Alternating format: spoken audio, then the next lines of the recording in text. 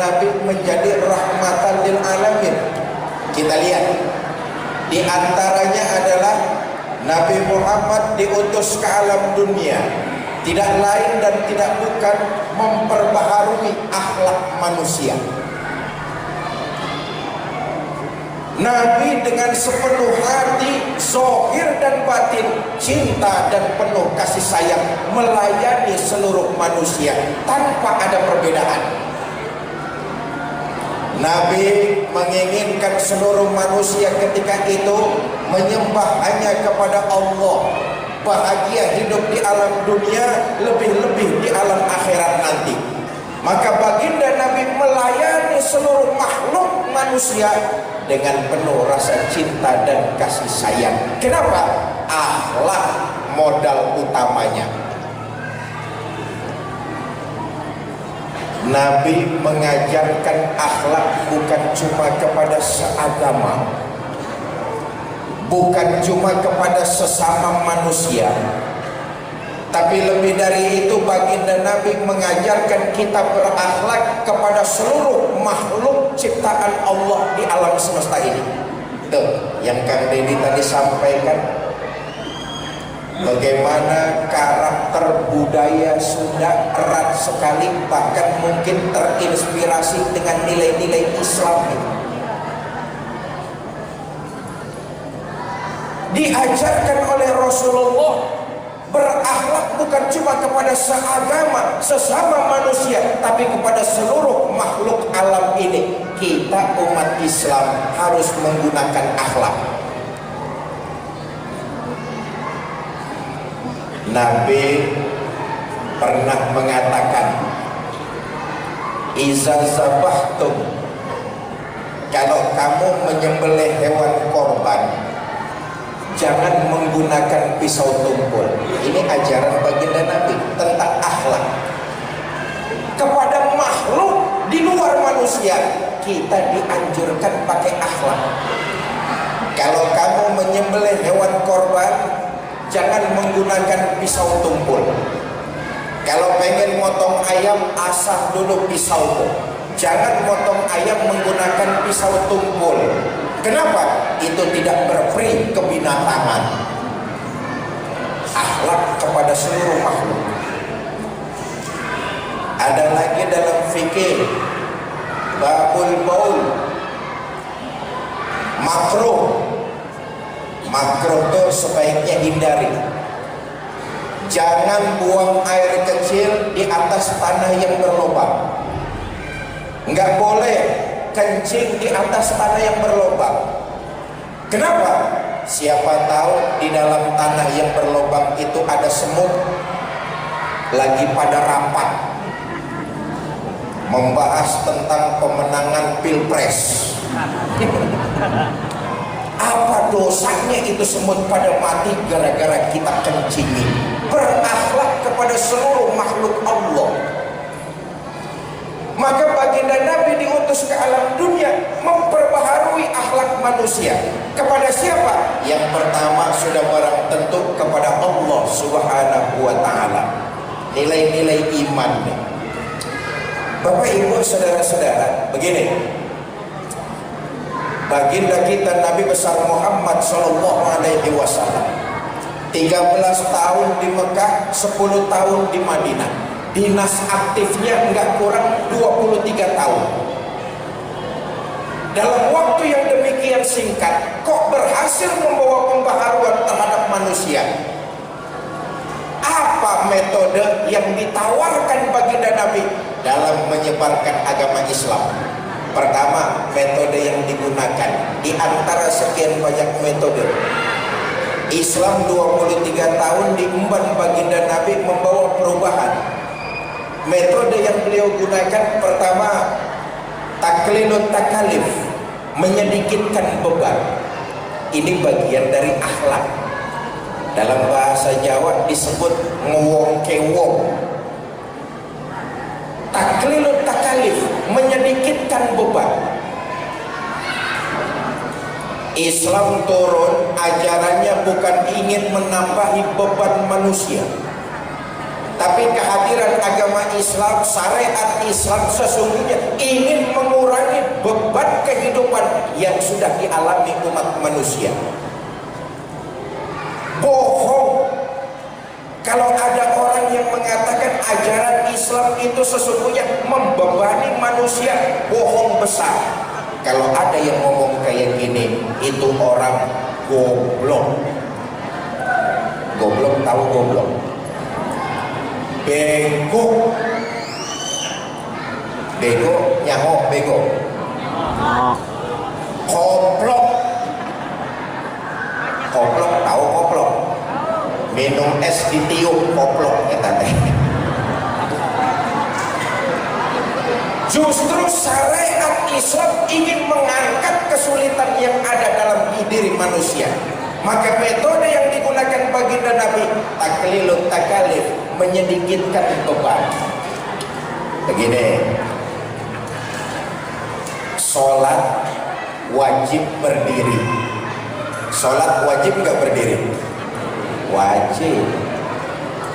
Pak, saya kalau sholat berdirinya terlalu lama, dengkul saya gemeteran Pak. Boleh nggak sholat sambil duduk? Boleh. Taklilut takalif, menyedikitkan beban. Saudara ingat, kalau kemampuan kita mengerjakan satu ibadah berkurang, maka penekanan terhadap ibadah itu ikut menurun. Jadi syariat Islam, ajaran Islam enggak kaku, enggak ribet. Kadang-kadang otak kita yang bikin ajaran Islam jadi ribet sendiri. Taklilut takalif, menyedikitkan beban. Pak, saya sholat kalau duduknya terlalu lama, bujur ambeien Pak. Bujur naon bujur? Boleh nggak sholat sambil berbaring? Boleh. Taklilut takalif, menyedikitkan beban. Kenapa? Kemampuan mengerjakan ibadah berkurang, penekanannya ikut menurun. Islam itu nggak maksakan,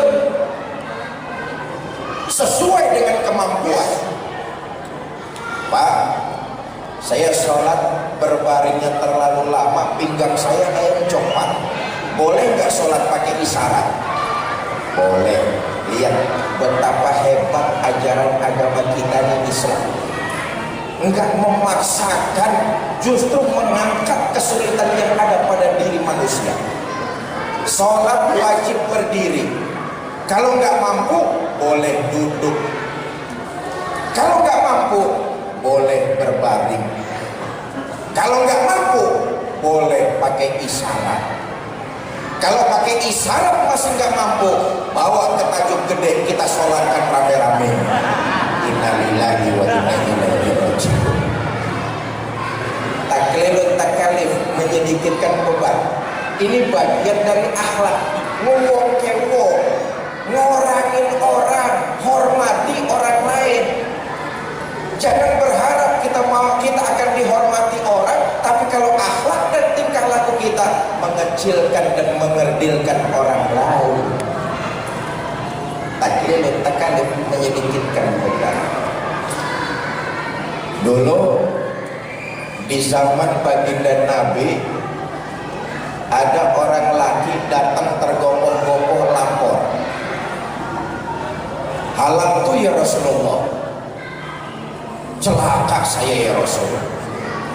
Kata Nabi, celaka kunaon kamu? Ini sahabat dari Bumur Sari rupanya. Celaka kenapa? Anu ya Rasul, siang-siang waktu bulan puasa, saya sama istri nggak kuat, terpaksa saya nyelonong. Rupanya pengantin baru sahabatnya, tegangannya tinggi, syahwatnya masih gede. Tapi bagus, melanggar perintah, jujur, lapor sama Nabi, ngaku. Siang-siang bulan puasa, saya sama istri nggak kuat ya Rasul, terpaksa saya nyelonong. Kata Nabi, nyelonong bagaimana? Ya nyelonong.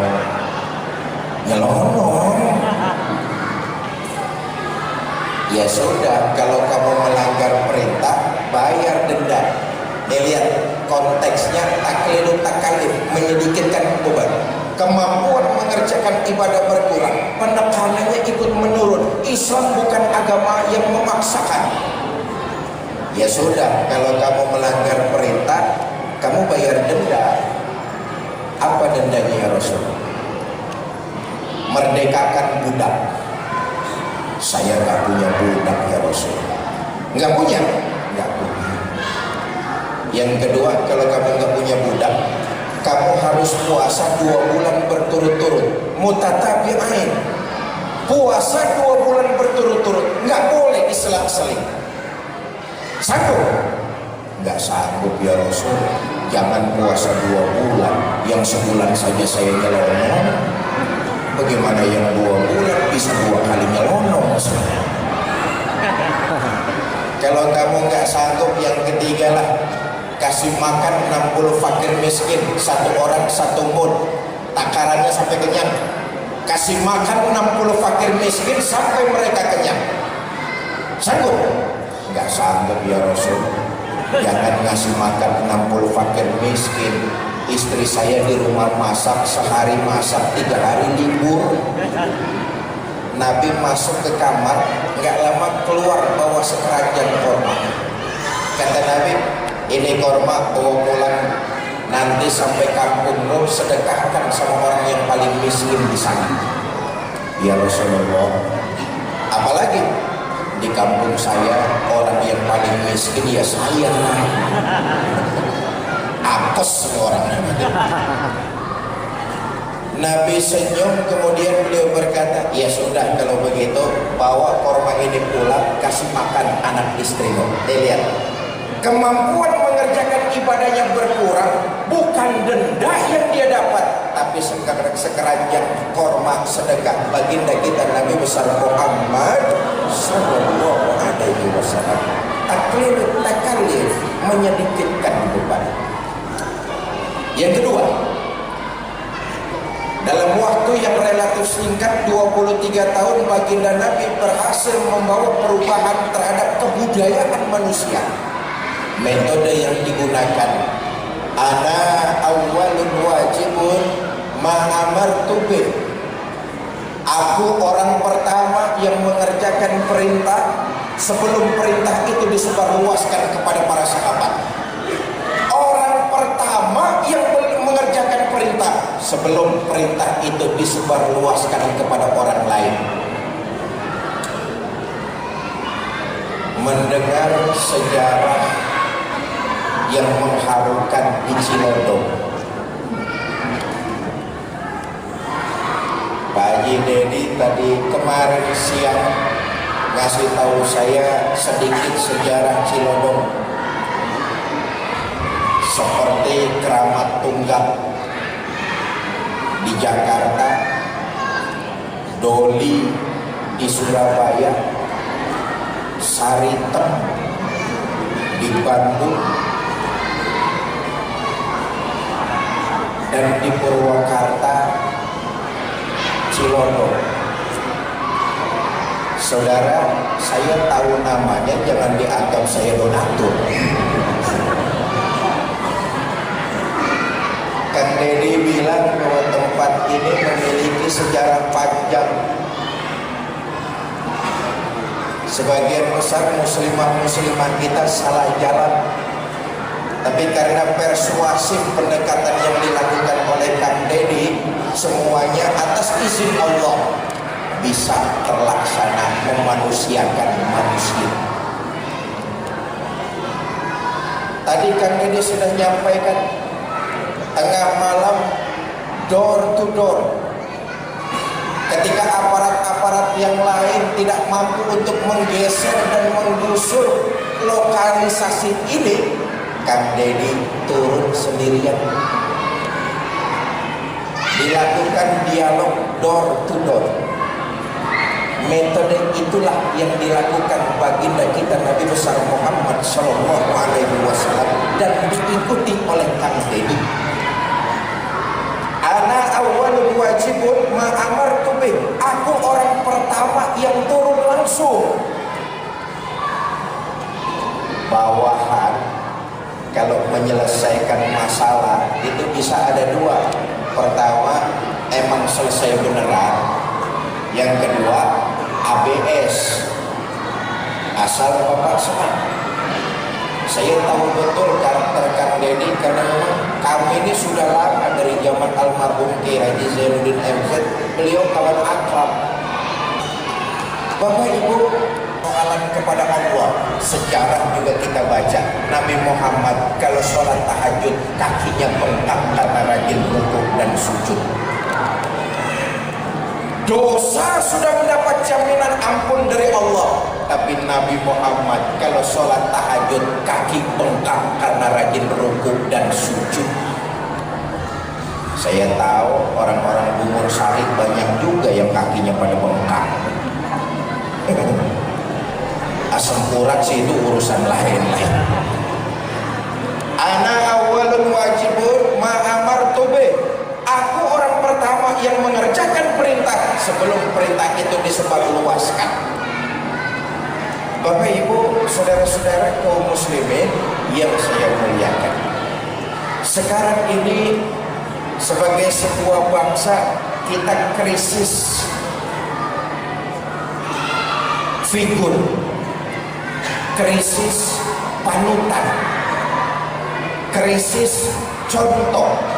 Kenapa? Karena para pemimpin-pemimpin kita jarang sekali yang mengikuti apa yang sudah jadi metode baginda Nabi. Ana awwalun wajibun ma amartu bih. Yang ada malah sebaliknya, tidak samanya mulut ucapan dengan perbuatan.